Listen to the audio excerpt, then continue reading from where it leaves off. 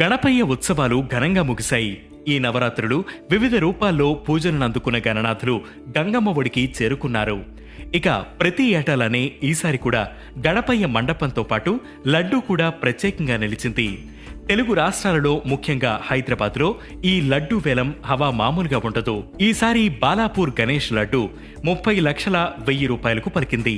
ఇక బండ్లగూడకు చెందిన Richmond villas లో వినాయక లడ్డు అయితే 1,87,00,000 రూపాయలు పలికింది. మరి ఇలా కళ్ళు చెదిరే ధరలకు లడ్డూని వేలం వేసే సంస్కృతి ఎప్పుడు మొదలైందో మీకు తెలుసా?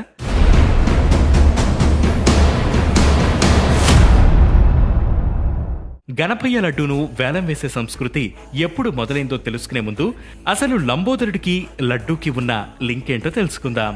గణపయ్యకు లడ్డూకి ఉన్న అనుబంధం ఇప్పటిది కాదు.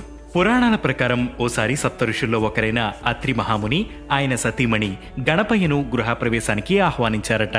పిలవగానే కాదనకుండా ఆతిథ్యం స్వీకరించేందుకు అంగీకరించి బొజ్జ గణపయ్య వీరి ఇంటికి రావడంతో ఎంతో సంతోషించిన దంపతులు విఘ్నరాజుకి సకల మర్యాదలు చేశారు.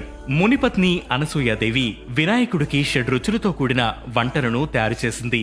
వాటన్నిటినీ చకచకా లాగించేసిన గణపయ్యకు తృప్తి కలగలేదట. అప్పుడు చివరకు అనసూయాదేవి మొదకాలతో పాటు లడ్డూను తయారు చేసి ఇచ్చింది. ఇన్ని వంటకాలు ఆరగించిన వినాయకుడికి కలగని తృప్తి ఒక్క లడ్డూతో కలిగింది. ఆ లడ్డూను ఆస్వాదించిన గణపయ్య అనసూయాదేవి ఆతిథ్యానికి మెచ్చి ఋషి దంపతులను ఆశీర్వదించాడు. ఇక అలా అప్పటి నుంచి గణపయ్యను ప్రసన్నుండి చేయడానికి ఆయన లడ్డూను నైవేద్యంగా పెట్టే సాంప్రదాయం మొదలైంది. ఇక వేలం సంస్కృతికి హైదరాబాద్లోని బాలాపూర్ గణేష్ నిర్వాహకులు నాంది పలికారు. ప్రతి ఏటా గణపయ్య కోసం పెట్టే లడ్డూను 9వ రోజో లేక 10వ రోజుకో కొందరు తస్కరించేవారట. ఇక దీనికి చెక్ పెడుతూ కట్టుదిట్టమైన భద్రత మధ్య తొలిసారిగా 1994లో వేలం నిర్వహించారు. అలా తొలిసారి నిర్వహించిన వేలంలో 450 రూపాయలకి కోలన్ మోహన్ రెడ్డి అనే రైతు దక్కించుకున్నారు.